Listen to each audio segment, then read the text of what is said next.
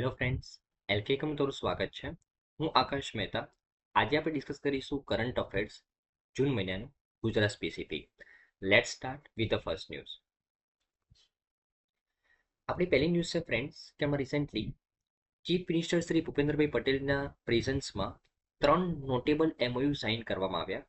Department of science and technology, જે આપણું state ગવર્મેન્ટનું department છે સાયન્સ એન્ડ ટેકનોલોજી, એના દ્વારા 3 ઇમ્પોર્ટન્ટ એમઓયુ સાઇન કરવામાં આવ્યા. કઈ ટેકનોલોજી ઉપર? ડીપ ટેકનોલોજી ઉપર, એડવાન્સ ટેકનોલોજી ઉપર 3 એમઓયુ સાઇન કરવામાં આવ્યા. તો એના વિશે વાત કરીએ. સૌથી પહેલો એમઓયુ છે કે ગિફ્ટ સિટી ખાતે આર્ટિફિશિયલ ઇન્ટેલિજન્સ સેન્ટર ઓફ એક્સલન્સની રચના કરવા માટે department of science and technology દ્વારા કોની સાથે પાર્ટનરશિપ કરવામાં આવી છે? માઇક્રોસોફ્ટ સાથે પાર્ટનરશિપ કરવામાં આવી છે. આર્ટિફિશિયલ ઇન્ટેલિજન્સ સેન્ટર ઓફ એક્સલન્સની સ્થાપના કરવા માટે કઈ જગ્યાએ? ગિફ્ટ સિટીની અંદર, ગુજરાત ઇન્ટરનેશનલ ફાઇનાન્શિયલ ટેક સિટીની અંદર આ આર્ટિફિશિયલ ઇન્ટેલિજન્સ સેન્ટર ઓફ એક્સલન્સની સ્થાપના કરવા માટે department of science and technology જે સ્ટેટ ગવર્મેન્ટનું છે તેને માઇક્રોસોફ્ટ સાથે પાર્ટનરશિપ કરી છે. બરાબર ને? ઓકે. સેકન્ડ, ગિફ્ટ સિટીમાં બેન્કિંગ, નાણાકીય સેવાઓ અને વીમા ક્ષેત્રો માટે આર્ટિફિશિયલ ઇન્ટેલિજન્સ ક્લસ્ટરની સ્થાપના કરવા માટે department of science and technology દ્વારા આઈબીએમ કંપની સાથે પાર્ટનરશિપ કરવામાં આવી છે. અને ત્રીજું, રાજ્યની અંદર આર્ટિફિશિયલ ઇન્ટેલિજન્સ કેપેબિલિટીઝને ડેવલપ કરવા માટે department of science and technology દ્વારા નાસ્કોમ સાથે પાર્ટનરશિપ કરવામાં આવી છે. NASSCOM, national association four software services and companies, એનું ફૂલ ફોર્મ શું છે? National association four software services and company, એનું ફૂલ ફોર્મ છે. બરાબર ને? તો 3 ઇમ્પોર્ટન્ટ એમઓયુ સાઇન કરવામાં આવેલા છે. આર્ટિફિશિયલ ઇન્ટેલિજન્સ સેન્ટર ઓફ એક્સલન્સની સ્થાપના કરવા માટે માઇક્રોસોફ્ટ સાથે ગિફ્ટ સિટીની અંદર, બેન્કિંગ, નાણાકીય સેવાઓ અને વીમા ક્ષેત્રો માટે આર્ટિફિશિયલ ઇન્ટેલિજન્સના ક્લસ્ટરની સ્થાપના કરવા માટે આઈબીએમ સાથે, અને આર્ટિફિશિયલ ઇન્ટેલિજન્સ કેપેબિલિટી સ્ટેટ ગવર્મેન્ટની અંદર ડેવલપ કરવા માટે નાસ્કોમ સાથે પાર્ટનરશિપ કરવામાં આવી છે. બરાબર ને? તો આ 3 એમઓયુ વિશે વાત કરીએ આપણે. આ ઉપરાંત આગામી 3 વર્ષમાં એક ચોથો પ્રોગ્રામ લોન્ચ કરવામાં આવેલો છે કે આગામી 3 વર્ષમાં લગભગ 25,000 વિદ્યાર્થીઓને ડીપ ટેકનોલોજી ઉપર તાલીમ આપવા માટે એક પ્રોગ્રામ લોન્ચ કરવામાં આવેલો છે. કયો પ્રોગ્રામ લોન્ચ કરવામાં આવ્યો છે એ આપણે જોઈશું આપણા. બરાબર ને? ઓકે, ચલો. તો સૌથી પહેલા તો જે artificial intelligence centre of excellence છે, artificial intelligence centre of excellence કોને કહેવાય ફ્રેન્ડ્સ? કે જે જગ્યાએ તમને એક પર્ટિક્યુલર વસ્તુ માટે રિસર્ચ કરવા માટે બધી જ ફેસિલિટી મળે તેને કહેવાય સેન્ટર ઓફ એક્સલન્સ. બરાબર ને? તો આ આર્ટિફિશિયલ ઇન્ટેલિજન્સ ઉપર રિસર્ચ કરવા માટે એક સેન્ટર ઓફ એક્સલન્સ એસ્ટાબ્લિશ કરવામાં આવશે ગિફ્ટ સિટીની અંદર. કોના દ્વારા? માઇક્રોસોફ્ટ દ્વારા. એના માટે માઇક્રોસોફ્ટ સાથે પાર્ટનરશિપ કરવામાં આવી છે department of science and technology દ્વારા. બરાબર ને? ઓકે. આ ઉપરાંત નાસ્કોમ સાથે જે એમઓયુ સાઇન કરવામાં આવેલો છે ને એ આર્ટિફિશિયલ ઇન્ટેલિજન્સને લગતી કેપેબિલિટીઝને વધુ વધારવા માટે, બરાબર, ગુજરાત સરકારની જે આર્ટિફિશિયલ ઇન્ટેલિજન્સને લગતી જે કેપેબિલિટી છે એને વધુ મોડિફાઈ કરવા માટે નાસ્કોમ સાથે પાર્ટનરશિપ કરવામાં આવી છે. નાસ્કોમ એ ગુજરાત ઇન્ફોર્મેટિક્સ લિમિટેડ સાથે મળીને જે ગવર્મેન્ટની ઓલરેડી આર્ટિફિશિયલ ઇન્ટેલિજન્સ કેપેબિલિટીઝ છે એને વધારે ડેવલપ કરશે. બરાબર ને? ઓકે.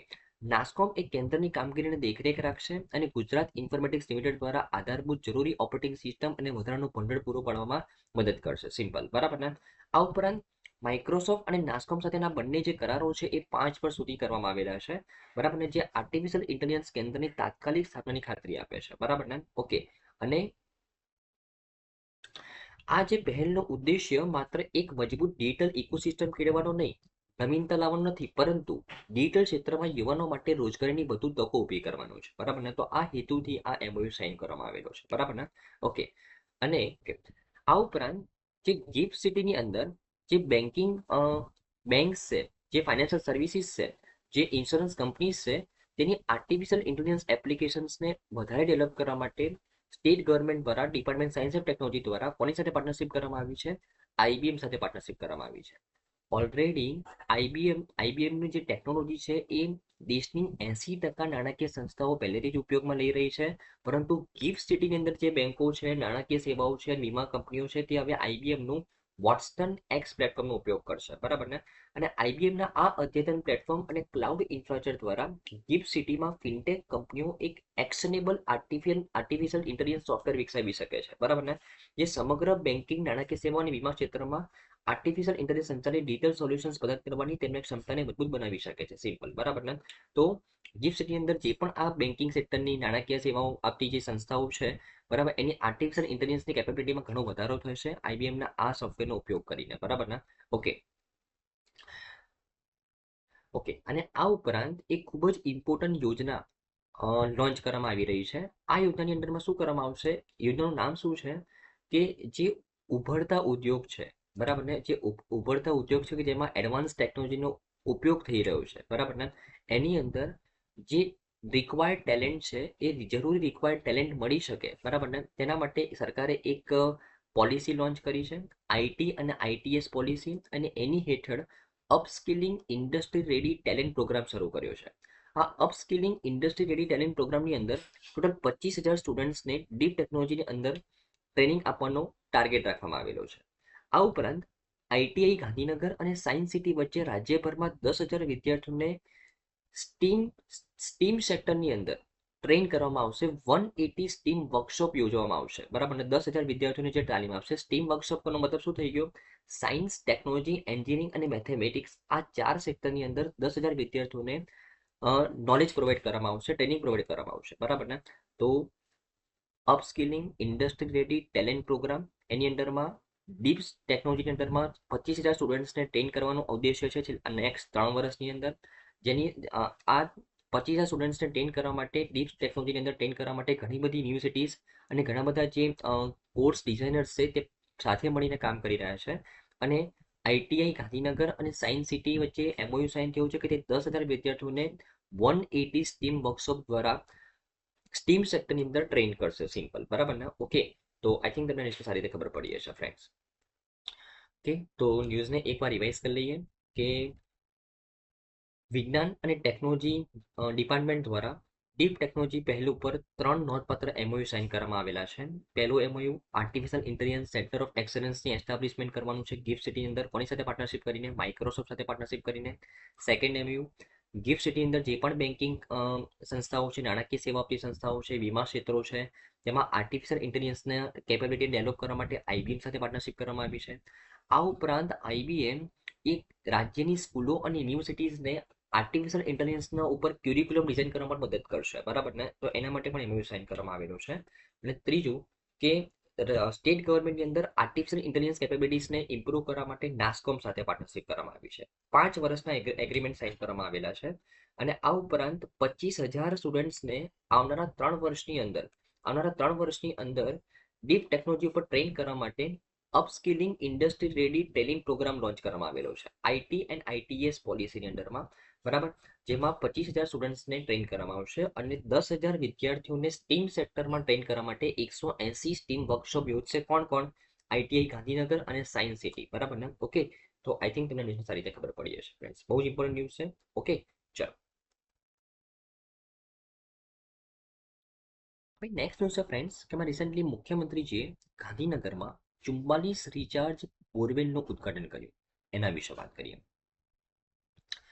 તો actually Vallabh youth organization VYO દ્વારા રાજ્યમાં રિચાર્જ બોરવેલ ઝુંબેશ સફળતાપૂર્વક અમલમાં મૂકીને આજીવન સેવા પર કેન્દ્રિત પહેલો માટે સરકારના અતૂટ સમર્થનની મુખ્યમંત્રીએ ખાતરી આપી હતી, બરાબર ને. એકચ્યુઅલી વલ્લભ કુલભૂષણ વૈષ્ણવાચાર્ય શ્રી વ્રજેશ કુમારજીની પ્રેરણાદાયી ઉપસ્થિતિ મુખ્યમંત્રી શ્રી ભૂપેન્દ્ર પટેલે ગાંધીનગરમાં વલ્લભ યુથ ઓર્ગેનાઇઝેશન દ્વારા રાજ્યમાં બાંધવામાં આવેલા 44 રિચાર્જ બોરવેલનું ઉદ્ઘાટન કરેલું હતું.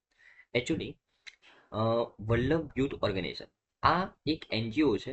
એના દ્વારા રાજ્યની અંદર 75 અલગ અલગ ગામની અંદર રિચાર્જ બોરવેલ એસ્ટાબ્લિશ કરવાનું એક ટાર્ગેટ રાખવામાં આવેલો છે, બરાબર ને. અને આ રિચાર્જ બોરવેલમાં પહેલા ઓલરેડી 31 બોરવેલનું ઉદ્ઘાટન થઈ ચૂકેલું છે અને બીજા 44 બોરવેલનું ઉદ્ઘાટન કરવામાં આવ્યું ચીફ મિનિસ્ટર દ્વારા, બરાબર ને.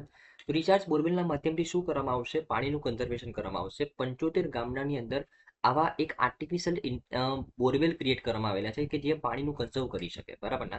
રાઈટ. તો 75 ગામની અંદર ટાર્ગેટ રાખ્યો છે. એમાં ઓલરેડી 31નું પહેલા ઇનોગ્રેશન થઈ ચૂકેલું છે અને બીજા 44 નવા બોરવેલનું અત્યારે ઇનોગ્રેશન થઈ રહ્યું છે, બરાબર. પાણીને કન્ઝર્વ કરવા માટે, બરાબર. કોના દ્વારા આ ઇન્સ્ટોલ કરવામાં આવી રહ્યા છે? વર્લ્ડ યુથ ઓર્ગેનાઇઝેશન દ્વારા, સિમ્પલ, બરાબર. તો એનું જસ્ટ ચીફ મિનિસ્ટર દ્વારા ઉદઘાટન કરવામાં આવ્યું, એના કારણે રિસન્ટ ન્યૂઝમાં છે. ઓકે, તો આઈ થિંક તમને ન્યૂઝમાં સારી રીતે ખબર પડી હશે. અને આ ઉપરાંત આ ઇવેન્ટ દરમિયાન ચીફ મિનિસ્ટરે એક હાઇલાઇટ કર્યું હતું કે અટલ ભૂજલ યોજના માટે, અટલ ભૂજલ યોજના માટે સેન્ટ્રલ ગવર્મેન્ટ દ્વારા 98 કરોડ રૂપિયા આપવામાં આવેલા હતા. કે આ અટલ ભૂજલ યોજના, કે જ્યાં ગ્રાઉન્ડ વોટરને સ્ટોર કરવા માટે આ યોજનાની અંદરમાં ફંડિંગ પ્રોવાઈડ કરવામાં આવે છે. તો આ અટલ ભૂજલ યોજનાની અંદરમાં 98 કરોડ રૂપિયામાં રિસેન્ટલી કેન્દ્ર સરકાર દ્વારા મહેસાણા, બનાસકાંઠા અને પાટણ જિલ્લામાં રિચાર્જ ટ્યુબવેલ પ્રોજેક્ટ માટે આપવામાં આવેલા હતા, બરાબર ને. તો એ ધ્યાનમાં રાખવાનું છે અટલ ભૂજલ યોજના શું છે. ઓકે, તો આઈ થિંક તમને સારી રીતે ખબર પડી હશે, ફ્રેન્ડ્સ. નેક્સ્ટ છે ફ્રેન્ડ્સ, એમાં રિસેન્ટલી મુખ્યમંત્રી શ્રી ભૂપેન્દ્રભાઈ પટેલે ગાંધીનગરથી રાજ્યવ્યાપી પ્લસ ઓકે રાજ્યવ્યાપી પલ્સ પોલિયો અભિયાનની શરૂઆત કરી. તો પલ્સ પોલિયો અભિયાન વિશે વાત કરીએ તો એકચ્યુઅલી 23મી જૂન 2024ના રોજ રાષ્ટ્રીય રસીકરણ દિવસનું સેલિબ્રેશન કરવામાં આવેલું હતું. અને એ રાષ્ટ્રીય રસીકરણ દિવસ દરમિયાન સન્ડે હતો અને એ સન્ડેને પોલિયો સન્ડે તરીકે સેલિબ્રેટ કરવામાં આવેલો હતો. અને પોલિયો સન્ડેની અંદર શું કરવામાં આવે છે ફ્રેન્ડ્સ? પોલિયોની રસી મૂકવામાં આવે છે. કોને? તો 0 થી 5 વર્ષના બાળકોને પોલિયોની રસી મૂકવામાં આવે છે. અને આ પોલિયોની રસી મૂકવા માટે એક કેમ્પેન લોન્ચ કરેલું હતું. એ કેમ્પેનની અંદર 83.72 લાખ બાળકોને રસી આપવાનો લક્ષ્યાંક રાખવામાં આવેલો હતો. 33,490 પોલિયો બૂથ ઉપર 1,33,956 આરોગ્ય કાર્યકરો એ પોલિયોના ટીપા પીવડાવશે આ બાળકોને, બરાબર ને. તો એક્ઝામ પોઈન્ટ ઓફ વ્યૂથી રાષ્ટ્રીય રસીકરણ દિવસ ક્યારે સેલિબ્રેટ કરવામાં આવે છે? 23મી જૂનના દિવસે. આ દિવસે સન્ડે હતો, એ સન્ડેને પોલિયો સન્ડે તરીકે સેલિબ્રેટ કરવામાં આવ્યો. અને એ પોલિયો સન્ડેના દિવસે કેમ્પેન લોન્ચ કર્યું, જેનું ઇનોગ્રેશન ચીફ મિનિસ્ટર ભૂપેન્દ્રભાઈ પટેલજી દ્વારા ગાંધીનગરથી કરવામાં આવ્યું. અને 0 થી 5 વર્ષના બાળકોને પોલિયોના ટીપા પીવડાવવા માટે ઘરે ઘરે જઈને મુલાકાત લઈને જે આરોગ્ય કાર્યકરો છે એ 1,33,956 કાર્યકરો અપોઇન્ટ કરવામાં આવ્યા 33,490 બૂથ પર પોલિયો રસી પીવડાવવા માટે, બરાબર ને. Right, okay. તો આઈ થિંક તમને ન્યૂઝમાં સારી રીતે ખબર પડી હશે, ફ્રેન્ડ્સ. ઓકે, ચલો.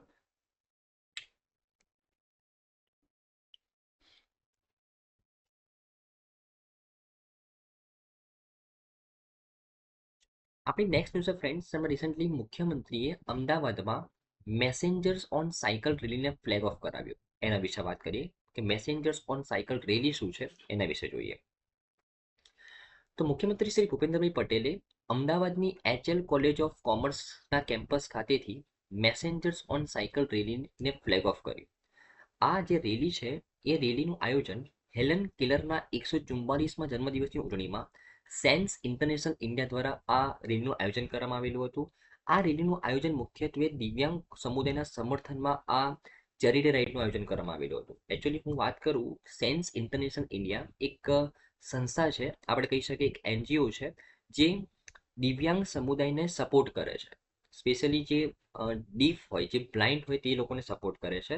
તો એમના સમર્થનમાં આ રેલીનું આયોજન છેલ્લા 10 વર્ષથી કરવામાં આવે છે. આ 10મી રેલી હતી, ફ્રેન્ડ્સ, બરાબર ને. તો આ રેલીની અંદર સાયકલિંગ કરવામાં આવે છે અને રનિંગ કરવામાં આવે છે. સાયકલિંગનો જે માર્ગ છે તે 15 કિલોમીટરનો હોય છે અને જે રનિંગનો માર્ગ છે તે 5 કિલોમીટરનો હોય છે. તો અહીંયા જે સાયકલિસ્ટ અને જે રનર્સ આવે છે તે નોર્મલી દિવ્યાંગ કોમ્યુનિટીને સપોર્ટ કરે છે, તેમને એન્કરેજ કરે છે, બરાબર ને. અને આ રેલી દરમિયાન એક દિવ્યાંગ કોમ્યુનિટી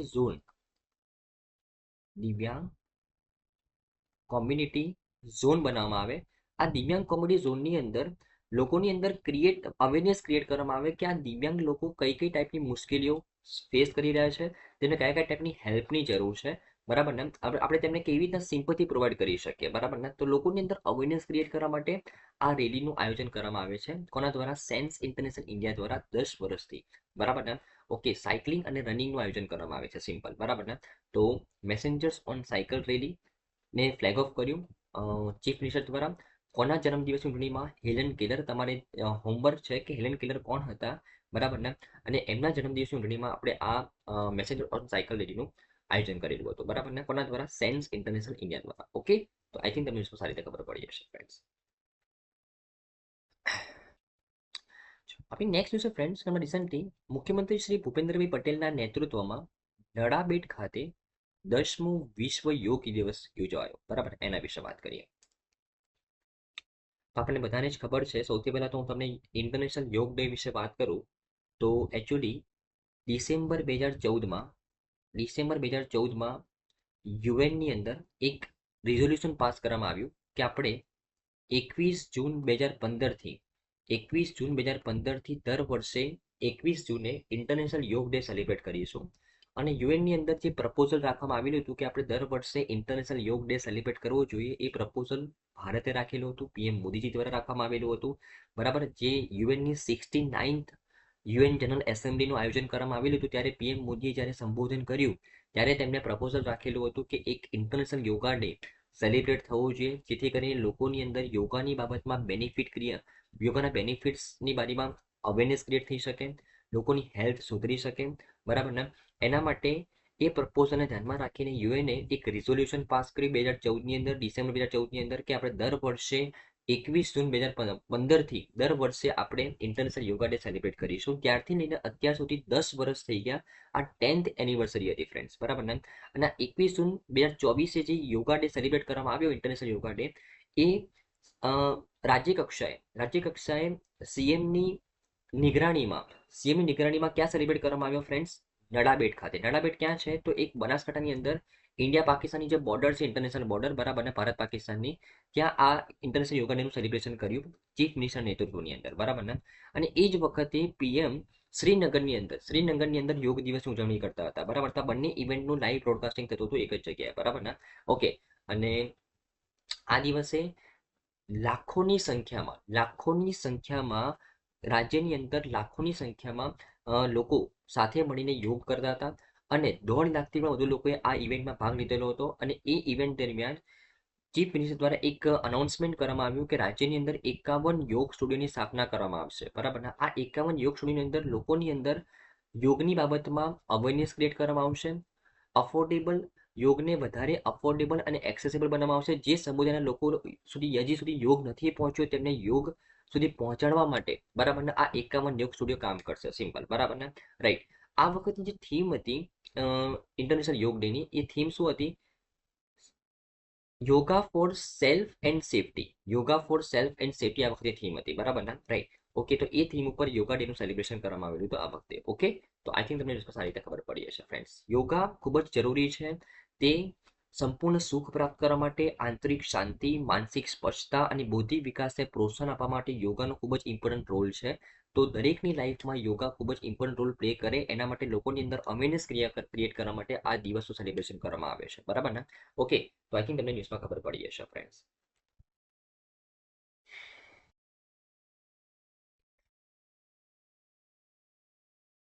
નેક્સ્ટ ન્યૂઝ છે ફ્રેન્ડ્સ, એમાં રિસન્ટલી વિશ્વ પર્યાવરણ દિવસ નિમિત્તે મુખ્યમંત્રીએ નમો વડ વનની મુલાકાત લીધી અને તેનું નિરીક્ષણ કર્યું. એના વિશે વાત કરીએ. સૌથી પહેલા તો નમો વડ વન શું છે અને નમો વડ વન ક્યારે લોન્ચ કરવામાં આવેલું હતું એના વિશે જોઈએ. તો એકચ્યુઅલી 21મી માર્ચ 2022ના રોજ આંતરરાષ્ટ્રીય વન દિવસ દરમિયાન, જે 2022 તમને ખબર હોય તો ફ્રેન્ડ્સ, આપણે આઝાદી કા અમૃત મહોત્સવ તરીકે સેલિબ્રેટ કરતા હતા. કેમ? કારણ કે એ વખતે 2022માં આઝાદીના કેટલા વર્ષ કમ્પ્લીટ થયા હતા? 75 વર્ષ કમ્પ્લીટ થયા હતા. અને 21મી માર્ચ 2022ના રોજ આંતરરાષ્ટ્રીય વન દિવસ જ્યારે આવ્યો, ત્યારે ગુજરાત ગવર્મેન્ટ દ્વારા એક ઇનિશિયેટિવ લોન્ચ કરવામાં આવ્યો, નમો વડ વન. નમો વડ વન એક ઇનિશિયેટિવ લોન્ચ કરવામાં આવ્યો. નામ પરથી જ ખબર પડે છે કે અહીંયા વન બનાવવાનું છે. કોનું વન બનાવવાનું છે? વડનું. હવે આપણી ભારતીય સંસ્કૃતિ પ્રમાણે વડ ખૂબ જ ઇમ્પોર્ટન્ટ રોલ પ્લે કરે છે. વડનું ઝાડ છે ને એ ખૂબ જ અગત્યનું છે. એકચ્યુઅલી વડનું જે ઝાડ છે એનું આયુષ્ય ઘણું લાંબુ હોય છે. ઘણા વર્ષો સુધી તે ગ્રો કરે છે. ઘણા વર્ષો સુધી તે તેની ઘટાદાર છાયા નીચે હજારો લોકોને છાંયડો આપે છે. આ ઉપરાંત આની આયુષ્ય ખૂબ જ લાંબી હોવાના કારણે તેને અક્ષય વડ પણ કહેવામાં આવે છે. આ ઉપરાંત વડ વિશે એવું માનવામાં આવે છે કે વડ છે ને એ નોર્મલ ઝાડની સરખામણીમાં 2 ગણો ઓક્સિજન વાતાવરણમાં સ્પ્રેડ કરે છે. કાર્બન ડાયોક્સાઇડ કન્ઝ્યુમ કરવાની તેની કેપેસિટી પણ વધારે છે અને ઓક્સિજન જનરેટ કરવાની તેની કેપેસિટી ડબલ છે નોર્મલ ઝાડ કરતાં. તો તે પર્યાવરણને અનુલક્ષીને પણ ઘણું ઇમ્પોર્ટન્ટ ઝાડ છે. બરાબર ને, એટલા માટે વડ વન બનાવવાનું નક્કી કરવામાં આવ્યું.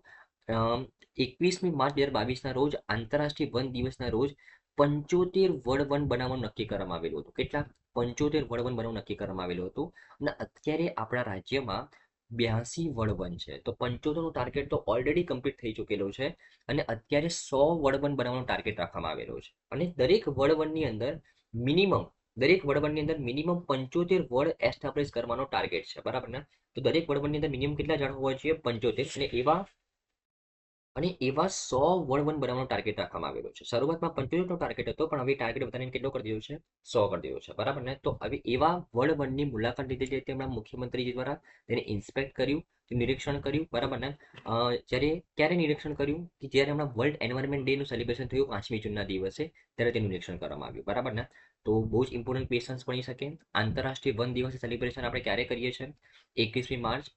પછી આઝાદી કા અમૃત મહોત્સવ 21મી માર્ચ 2022ના રોજ આઝાદી કા અમૃત મહોત્સવના અંડરમાં નમો વડવનની ઇનિશિયેટિવ આપણે લોન્ચ કરેલું હતું.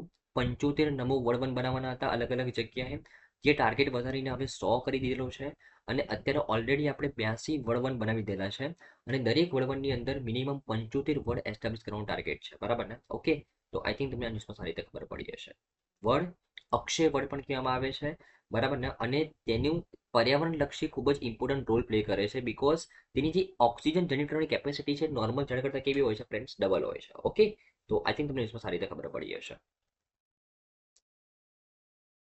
આપણે નેક્સ્ટ ન્યૂઝ ફ્રેન્ડ્સ, અમે રિસેન્ટલી મુખ્યમંત્રીએ બિલી આંબા પ્રાથમિક શાળાના 127 બાળકોનું નામાંકન કરાવી રાજ્યવ્યાપી શાળા પ્રવેશનો પ્રારંભ કરાવ્યો. એના વિશે વાત કરીએ તો આમાં રિસેન્ટલી સ્ટેટ વાઇડ શાળા પ્રવેશોત્સવ એનો પ્રારંભ થયો. અને એનો પ્રારંભ મુખ્યમંત્રીજીના હસ્તકથી કરવામાં આવ્યો. 127 બાળકોનું નામાંકન કરાવ્યું પ્રાથમિક શાળાની અંદર, બિલિયામ્બા પ્રાથમિક શાળાની અંદર.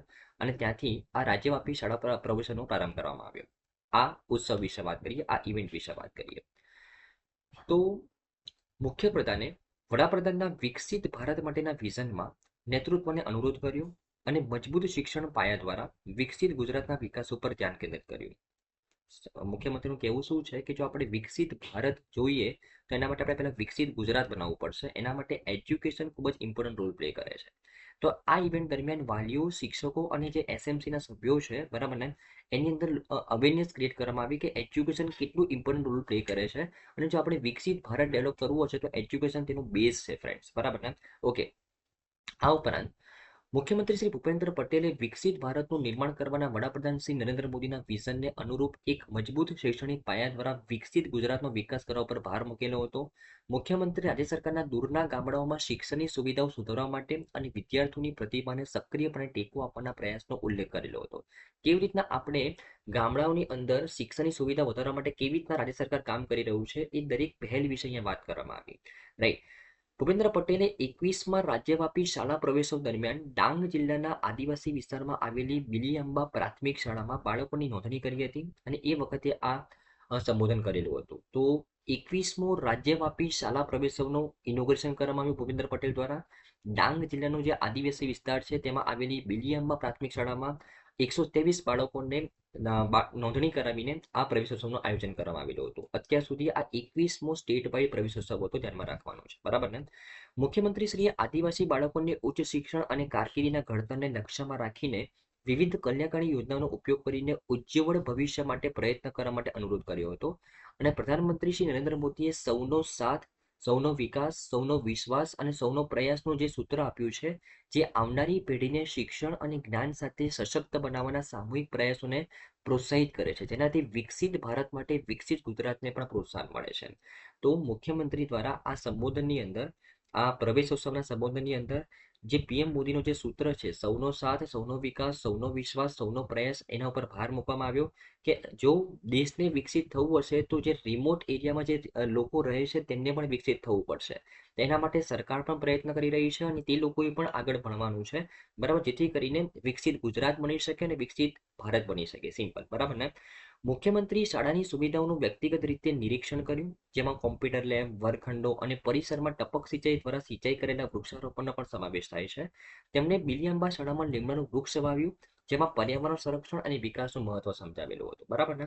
ઓકે, તો 21મું રાજ્યવ્યાપી શાળા પ્રવેશો દરમિયાન ડાંગ જિલ્લાના આદિવાસી વિસ્તારમાં આવેલી બિલિયામ્મા પ્રાથમિક શાળામાં મુખ્યમંત્રીના હસ્તે 123 બાળકોનું નોંધણી કરવામાં આવી અને આ પ્રવેશોત્સવને સેલિબ્રેટ કરવામાં આવ્યો. અને આ દરમિયાન મુખ્યમંત્રીજીએ વિકસિત ભારત કેવી રીતના બને એના માટે વિકસિત ગુજરાત કેવી રીતના બનાવવું એના વિશે આદિવાસી લોકોની અંદર સંબોધન કરેલું હતું. ઓકે, આઈ થિંક તમને ન્યૂઝમાં સારી રીતે ખબર પડી હશે.